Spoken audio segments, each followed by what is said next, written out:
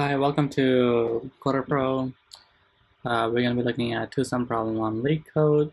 To summarize the problem, it's a list is given and a target value is given, and it's guaranteed a solution. It's basically we have to find two unique values in the list that add up to the target, and there are multiple ways to solve this problem. There are the two for loop way, which provides O of n squared solution but requires no space. And there is a dictionary approach or hash map approach that we could use, which requires O of n space and O of n runtime. I myself prefer Python for coding interviews, so I'll go ahead and use that. Let's go take a look at the O(n) squared runtime solution. So I'm going to use the enumerate function in Python to do this.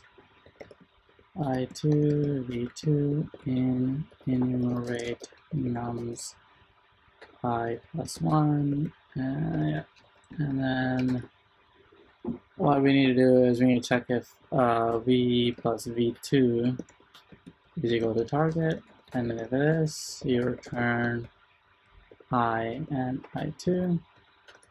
That's pretty much it. Let's give it a try with example. Let's check it out. Oh, it's already there, so let's give it a try.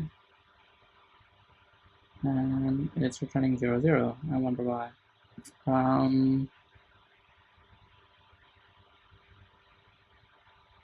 B and b plus 2, let's debug this.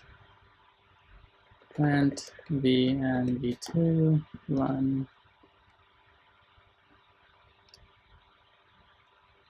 217. Oh, right. We need to actually append I plus 1 because otherwise it wouldn't work.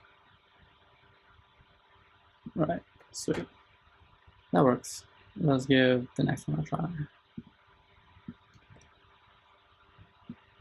Because how enumerate works is it goes from whatever the array that you passed in, and it adds 1 each time as you go through that array. In this case, the array that we passed in is actually a subset of the original array, which is why it's a lot longer to do this. And then we can run it, and it should be able to solve it within not a great time. As you can see, it takes 3,712 milliseconds.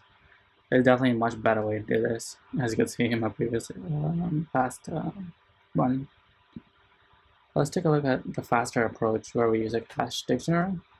We could call it a cache and create a dictionary in Python, and then as we loop through the array, we could check if target minus v, essentially what we want, the other value that we're looking for, if that in cache already. If it is, return cache. Inside the cache we store the index where we find these values, and then we could just pass the current index as well as the second value, because that's where the second value is, right? And now after this, we also need to set where the current value is found, and that should be it. Let's run it. Oh, there you go. 56 milliseconds, much faster, but it took up a little bit more space than the other one. Thanks for watching, guys. Have a good one.